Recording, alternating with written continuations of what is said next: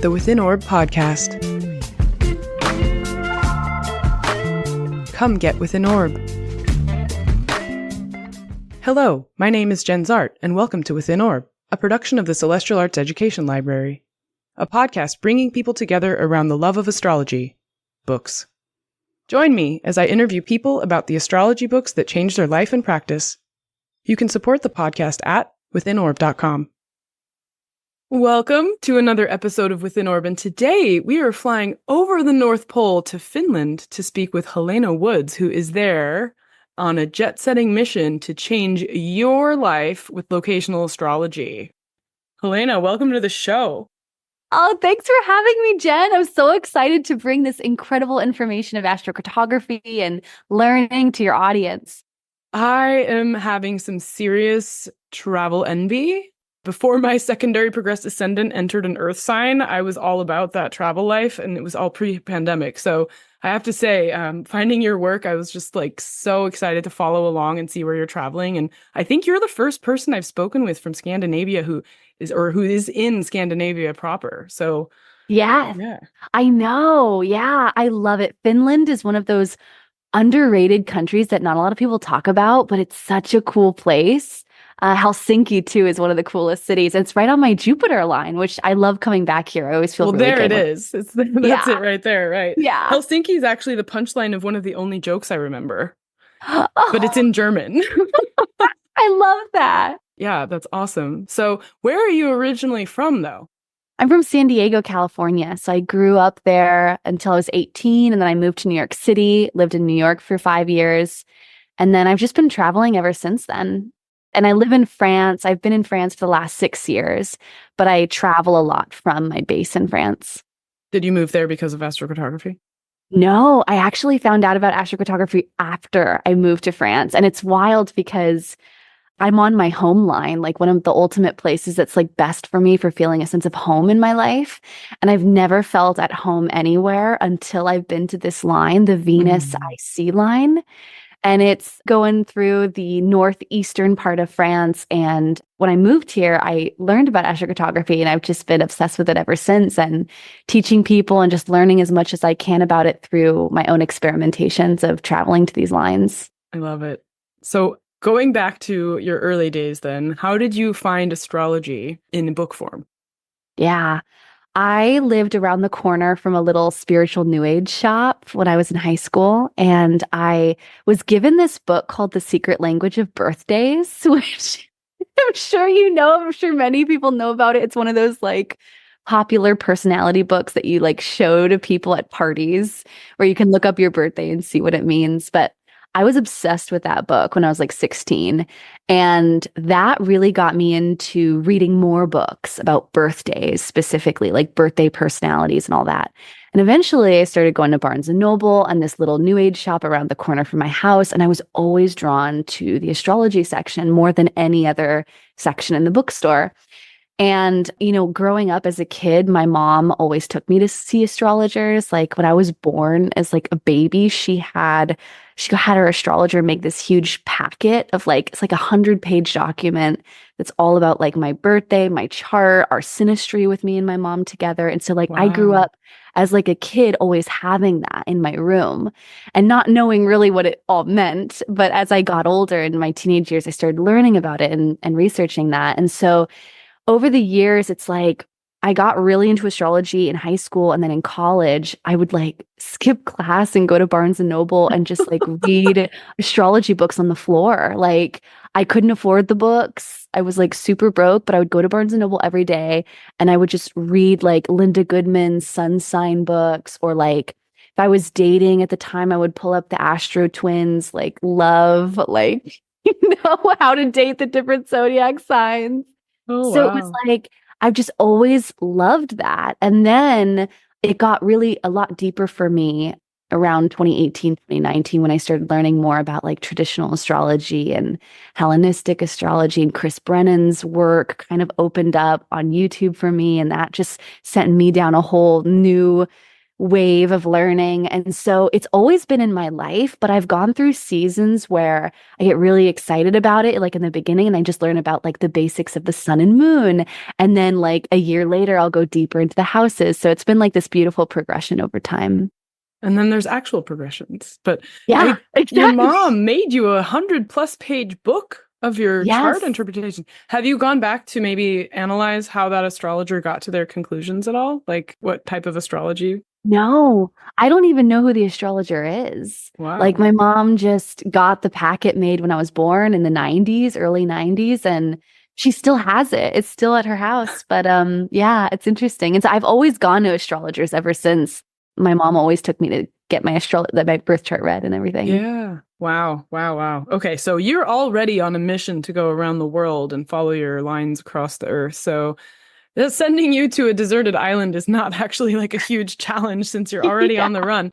But if I Yeah. were to do this, then what would be the 3 books you would take with you in your luggage?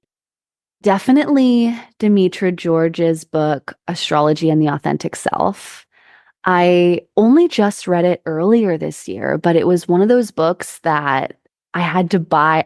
Got it on my Kindle at first, and then I had to get the hard copy and like annotate the crap out of it and like That's highlight. huge. Yeah. And I've read it again recently, and it's just like, it's one of those books that's so good. She talks about asteroids, she talks about counseling tips, she talks about the soul of the birth chart and all of that. So I love that. That book is definitely one I would want to take with me.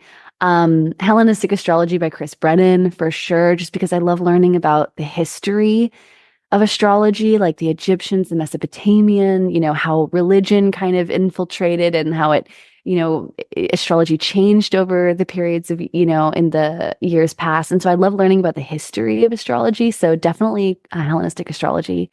And then I will say I love The Psychology of Astrocartography by Jim Lewis in terms of astrocartography. It's one of the only few books out there. There's not a ton of literature on astrocartography, but he's like the founding person that created the map software for understanding your stories in the world and what it means when certain transits or progressions are hitting certain areas of the world. And so that would definitely be a top recommendation too, or like a book I would bring. Awesome. So the book by Demetra is like a mini, here's how you can give a really mind-blowing consult, right? Yeah, it goes deep on the chart, understanding the ruler of the chart, understanding the planetary conditions, and also so many examples. Like there's so many great examples where she talks about how to do it. Also, her book, Ancient Astrology Volume 2, also has a lot of examples, but that is one of those books where it just reads a little bit more serious than, say, like Astrology and the Authentic Self. It's a little bit more like if I was on a deserted island and I just wanted to enjoy a book, I would say more of the Authentic Self book for sure. But it's great for just understanding the authenticity of a person and like their chart and what they came here to do and all of that. Mm-hmm. And then moving to the Hellenistic Astrology text by Chris Brennan, that's huge. It's such a huge book. I mean, that's a heavyweight. You could be doing like reps with it, getting some muscle mass on it. Yeah. Yeah. Mental muscle mass. Totally. It reads well, though. It's a textbook. It's beautiful to look at. There's tons of visual examples. The font's large, but also there's just so much like meat in that, like zodiacal releasing and triplicities and the history and philosophy of astrology. Like for me, the history and philosophy section is probably my favorite because there's just so much there in terms of understanding the origins of Hellenistic astrology. And that I could just think about all day. Imagine stepping into a room of 5,000 astrology books, turning a corner and stepping into a room of 2,000 more. The Celestial Arts Education Library is every astrologer's dream, and it can be yours. I invite you to come support CAELi before you can visit physically. Your support will mean the creation of 52 new episodes of Within Orb next year, 4 issues of the CAELi Review, our inaugural journal, and countless book talks, events, classes for our community. Visit our website, www.caeli.institute/support, to select your level of care. Please help support CAELi into the future, our future, so that we may study the future together. Thank you for listening. Please enjoy the rest of the show. So do you incorporate Hellenistic into your astrocartography work? Do you ever marry those? I do. Yeah, so I always like to determine the sect of a person's chart. So if they have a day chart or a night chart, and often people who have day charts, they're more supported by their Jupiter lines. They have more challenges on their Mars lines, for instance. And also with those who have night charts, those who go to Venus lines, they love their Venus lines a lot more than Jupiter, and their Saturn's more challenging than their Mars lines. So I found that to be very consistent with people. Wow. Also, just understanding like planetary condition, like reception, mutual reception, when benefic planets are aspecting other planets, it can really support those lines. And so when I'm looking at someone's map, I'm always looking at the planetary condition of a planet to determine should someone go to their Venus line? Should they go to their Jupiter line? Because if they've got like a tight square from Saturn, and they have a night chart, that can definitely be a lot harder. So that, but there's certain like little things like, if the ruler of that sign is aspecting that planet, that can really help out that planet, even though it's in a tricky position, like it's in its fall or something. So there's like those little Hellenistic techniques that I use to see if there's any like mitigations. Yeah. But overall, like the main thing with astrocartography is like the lines, the relocated chart, of course, because the relocated birth chart is basically what the map is showing you, but showing you all the areas of life and all the houses. And then the parans. And the parans is something that only like Jim Lewis really talks about in his book. But it's those latitude lines that are going horizontally across the map, which they have a very small orb of influence. So it's like only certain towns and cities will get certain storylines. Whereas if you go a little bit north or you drive an hour north, it'll be a different experience. So it kind of helps to really give you a lot of high res visibility on where to go, because if you're only looking at the angle, then you're kind of missing part of the picture. Exactly. Yeah. So I always look astrocartography line, the paran, and then of course the relocated chart. Those are like the top three things I look at. Yeah. So when I'm seeing someone, a lot of times when people come to me for astrocartography and they're like, where should I live? Where am I going to be at home? The lore would be not having Mars anywhere near that fourth house cusp or even in the fourth, right? Except, what would you say to this? When someone's IC is ruled by Mars, they actually need Mars to be involved because that's where they like to be annoyed. Like we all have Mars somewhere, right? So it's like, if it's ruling your IC, you got to get that Mars in there because that's going to make you feel comfortable, your version of, right? I love that. Yeah. And it's also like that action orientedness, like someone who's really active at home, where they have to be busy doing things or starting things, initiating things, Or leaving. Like, I see the Mars I see also as people who move a lot or who leave and come back. And that's what makes them feel home, is like the return, like the active choice to come back. Oh my God, I love that. That choice in like deciding that. That's beautiful. Yeah. The word decide, to cut off all other options, right? Yes. I think that's a false etymology. But anyway, so it's like, I never thought though of sect. Like adding sect to astrocartography makes so much more sense. And I feel like when I see these various astrologies in practice and it's like, oh, I'm going Hellenistic, and then it's like parked, oh, I'm going astrocartography, and it seems more modern. And the way you're blending Hellenistic plus astrocartography is like, of course, this is an awesome braid. Like, why wouldn't you, Yeah, yeah. And the relocated chart is so big too, because, you're seeing how all these planets move into different areas of life. Like, for instance, if someone's sun's in the sixth and you wanted it to be a place where there's less work involved or just less focus on work and habits, you wanted more fun in your life, moving that sun to the fifth house would be a really cool way to just add more joy into like pleasure, hobbies,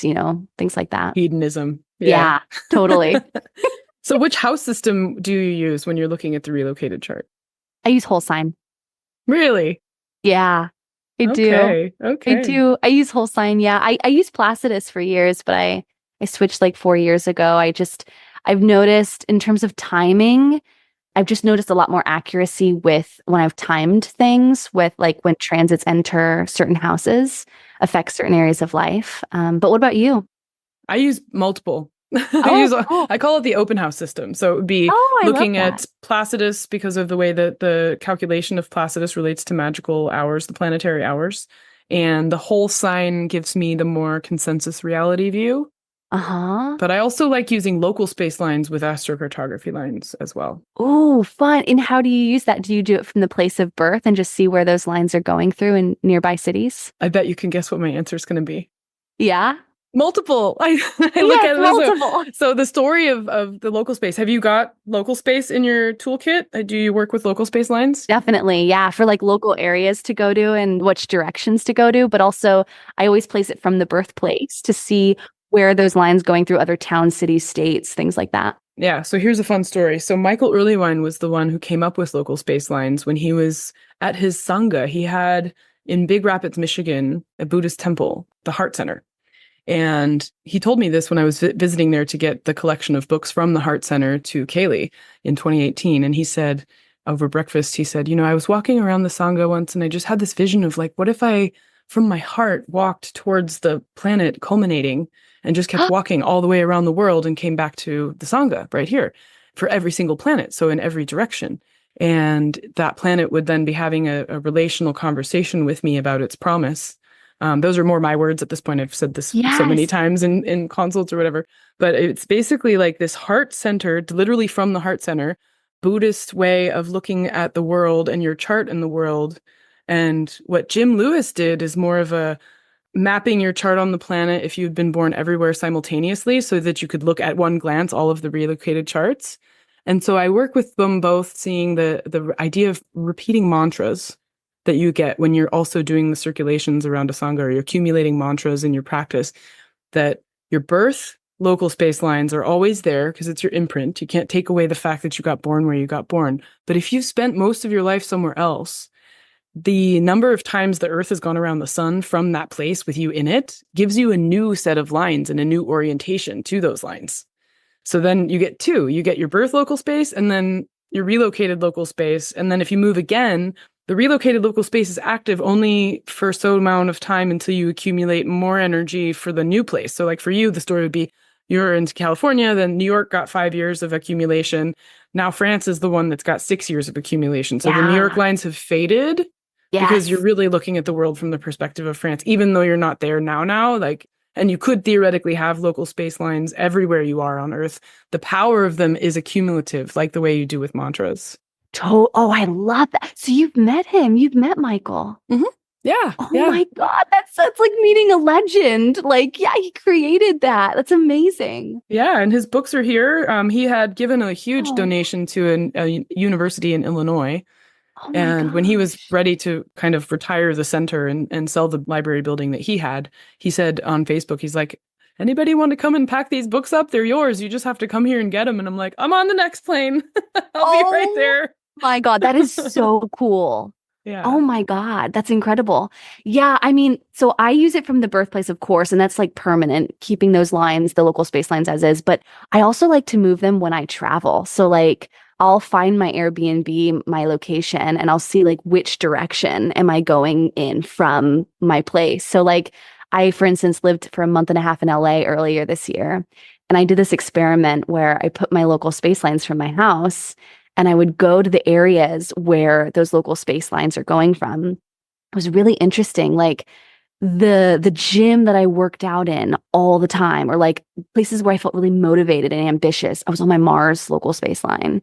And I didn't know this until after I like tested it for a week and just explored all of like LA. And then I went back and saw my local space. It's like Mars lines was right there. Or like my favorite coffee shop to get writing work done was on my Mercury local space. Or like I felt so dreamy and like the world was my oyster on my Neptune line. So it was just interesting. Do you use that as well for like local, like just travel? Or I wish I had the time. I know. No, or do you find that I do that for other people, but I don't necessarily do it for myself. But no, I love the way that, and this is in Steve Cozzi's book about astro-locality. Yeah, I just ordered that. I haven't read it yet, but I just ordered it. You're going to love it. Yeah. So he talks about local space lines more than anything. And in that, you can get down to the granular level of how you decorate any room in your house. So brilliant. So your house as a whole, but also the room that you're in. So you have a Mars line in the room that you're in, and you can be like, oh, that's an annoying pillow. That's my Mars line, you know? And like, maybe you'll move it and something else will be there. Like, oh, I cut my finger in that place. Like, you know, there's like, oh my God. it gets microscopic because it's a heart center. Your heart is emanating towards the planets, no matter where you are, at whatever scale. Oh my God. I love that. It's leading from the heart. It's incredible. Yeah. It's a totally different way. So that was how he created it, was from that idea. Mm-hmm. Yeah. That's so cool. Truly, truly heart center, and just a kind of a spontaneous download from, I think you would put it this way, but don't quote me on this, everybody. But it was his dharma to do this, to like have these ways of processing astrological data that are not book knowledge, even though he also did amass a quite substantial library of books. Both together, it's like, and I would love to hear if you agree with this, because this is kind of how I see it, that the Jim Lewis astrocartography lines are like the objective on paper. When you go here, you will have, like for you in France, your Venus IC is your home line.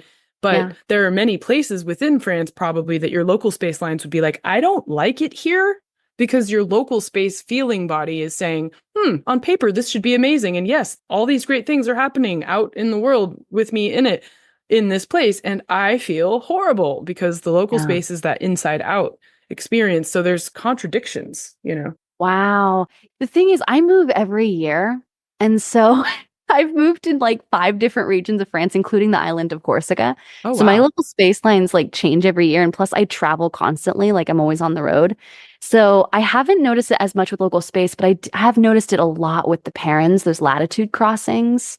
So like, for instance, being on my Neptune lunar nodes, it's super escapist for me. And it's like, I just want to avoid reality and avoid life. Whereas I drive an hour south on my sun Uranus, and I'm just like, ideas coming all the time, like wanting to create and film and make stuff all the time. It's like the energy in terms of latitude, that's the thing that I've noticed that's such a huge shift, more than the local space in terms of France. Nice. Okay, so we'll go into this with Jim's book for me a little bit, because I feel like parans are less commonly taught or talked about in astrolocation. And it seems like that's the expert level. Once you get to the paran work, you're like, I am an astrocartographer. So what does Jim say about them? Like, how would you calculate them? How can you begin to incorporate them into your practice for everyone listening? Like, what is the paran secret? So he talks about this in terms of blends, like planetary blends. So in the world, you'll find crossings of astrocartography lines. So you'll find like a Venus ascendant crossing, Saturn on the IC, for instance. That's making a square in the chart, in the birth chart. And so from that birth chart, those aspects in the birth chart, it then translates to the map. And so you'll find like that Saturn IC crossing a Venus ascendant line somewhere in the world. Those lines will cross. At that point where those two astrocartography lines cross, at that exact point is where the paran is created. And so then that paran goes all the way around the world. Some astrocartographers say that that energy is most powerful in that spot. Okay. Which I do find that to be the case. Like really important things can happen at that intersection of lines, but that paran still goes all the way around the globe. And so you can track and see where else does that latitude line go. And it's interesting because I've noticed a lot of my clients, they'll continue to follow the same paran. Like you'll move to a completely different state or a completely different country, and they're still on that line. So it's like that story is still coming up for them, or maybe there's something they need to learn with that story of those 2 planets. And so, basically it's 2 astrocartography lines or 2 planets on angles crossing, and it creates that paran. And it has a 70-mile orb of influence. So 70 miles north. Have you tested that? I was going to ask you about that. Like, I have clients all the time who are like, how close to the line do I need to be? And I feel like answering it's sensitive to the individual's own location, like vibe, right? Some people are more location sensitive than others. So, for sure. But how did that number come up, 75 miles? Well, Jim Lewis said 2 degrees. Okay. But most astrocartographers use 1 degree just because he used huge orbs. Like at 700 miles, you're not going to feel that astrocartography. Like it's just really 700. Far. I know. It's really far. But Jim Lewis used 700, and then he used 2 degrees, which is about, 130, 140 miles. Yeah. Oh, so wow. The 1 degree is 70 miles. But I've tracked it, and usually people never feel a paran past 1 degree. Okay. So 1 degree orb, people don't feel it. And it's interesting because it's like with the orbs of influence in terms of the astrocartography lines, it's like people who are really sensitive to the energies of place, being right on a line can be a lot for some people. And some people like don't want to be on lines. Like some people feel happiest in the world when they're like in a spacious area with no line.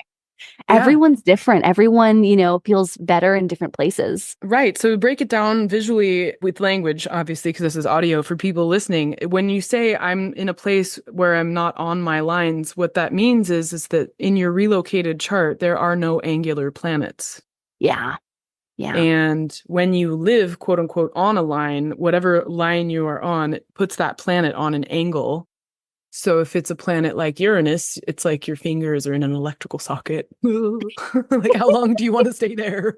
Yeah. You might actually need to get off that. Because a lot of people seeing their astrocartography for the first time have said things like, oh no, I don't have any lines there. Oy vey. And I'm like, no, it's actually sort of nice. It's okay to not live on a line, A lot of people, even like prominent astrologers, they're like, oh, I'm not living anywhere near a line, so I'm not getting that experience. It's like, no, you just measure it or look at the relocated chart. Even if you're in an area where there's like no lines anywhere near you, you still have parans. So that's one thing, that secondary influence. And then the big thing is like, look at your relocated chart because you still have planets in all the houses. There's still stories coming, happening. Yeah, it's just not angular, Yeah, they're just not angular. Exactly. They're not on angles. So, for all of you listening, thinking in your head, what does this look like? It's like when there's a planet on the ascendant, descendant, IC, MC, in the chart, and that will shift and relocate as you're moving. And a lot of people will tell me like, why is my birth time different? Why is the birth day different? I think you inputted it wrong. It's like, oh, no, it's okay. It's the same moment that you were born that you took your first breath. It's just if you were born in that part of the world at the same exact time, this is what the story would look like or the chart would look like. Yeah, and this is the time it would have been on the clock at that Yes, moment. Exactly. Yeah, I find the more you get into 20th century astrology, the more you have to actually go back to math. Yeah. Because there's so much pre-computing where you're tabulating logarithms, you're looking at the local time versus the clock time. And so then you have to take these arc intervals and you start getting into this like pre-calc trig mode and, and location brings that to the fore because you're literally, when you relocate a chart, you're having to be hyper aware of the mechanics of topography and the mathematics of topography. Yeah. Yeah. And astrologers used to do it like manually. I know. Before we had softwares where you just click a button, click relocate, and just the chart shifts instantly. Yeah, no, doing a relocated chart off of chart data, like you got to go way back into the ephemeris. You're calculating new house cusps if that's, not using whole sign, etc. Yeah. Calculating house cusps with this material, especially if you're like combing through the atlas and really getting to know latitude and longitude, and then doing the logarithms to get new house cusps, it's like a whole other vibe. Oh my God. I know. I don't even know how to do that. Oh my gosh. Yeah. Yeah. It's fun though, because it makes you really understand how, and it's nice to forget as well, right? But if you get into like calculating local time and you're like, oh, wait, time zone says it's 7 p.m. right now. And it's actually in where I'm living inside my time zone, it's actually 7:16 or 6:58, and so however close you are to that designation line, your local time is not going to be the same thing as clock time. But we collectively have this agreement that it's like, no, it's 7 p.m. everywhere. But then you get to like South Africa, they don't have time zones. So there'll be a whole huge amount of change in where the sun is in Johannesburg versus Cape Town. Wow. And it's still 7 p.m. Yeah. You're going like, the sun is set over there and it's still up over here. Like, what's going on? But there's no time zone. Wow. Yeah, that's a lot. And then it's like calculating that too with the chart. It's like when those angles shift too, the planets make new aspects to those angles. So that's another thing that shifts as well. Yeah. So when you're doing the whole sign in the relocated chart, how do you cope with exact aspects and then just that aspect by sign question? So I look at aspects to angles. I look at like degrees of aspects to angles. I know in like Hellenistic astrology and whole signs, it's like all about like sign-based configurations. Like it doesn't have to be by degree or aspect. I do consider both, but especially when it's by degree or really close by degree is what I mainly focus on. But yeah, and you can use any house system with astrocartography maps. Like you can switch it. It doesn't change where the lines are or anything like that. Yeah, I do love that about it. It's kind of like, here you are, bonk. Exactly. Yeah. Awesome. Yeah. Great. Okay, so if you were going to get somebody into astrology, someone comes to you and says, hey, Helena, what books should I read? What do you put in their hands? Cosmos and Psyche is one of those. It's a big book. and it's a lot in it.